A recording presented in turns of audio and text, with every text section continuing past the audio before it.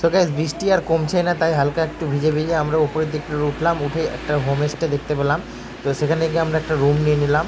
তো দেখো এই তার রুমটার ডাইনিংটা মানে হলটা, আর এদিকে অনেক কটা রুম আছে। তো আমরা এই কোনার রুমটা নিয়েছিলাম, যেটা রেন্ট নিয়েছিল 1500 টাকা। বেশ ভালোই ছিল, পরিষ্কার পরিচ্ছন্ন। একটা দেখো কত সুন্দর একটা কাঠের বেড ছিল, আর একটা ব্ল্যাঙ্কেটও দিয়েছিল, ভালো পরিষ্কার ব্ল্যাঙ্কেট। আর ভালো, রুমটাও খুব ভালো ছিল, আর একটা ভিউ রুম ছিল এটা। তো জানলাটা খুললে দেখো কত সুন্দর একটা ভিউ দেখা যাবে।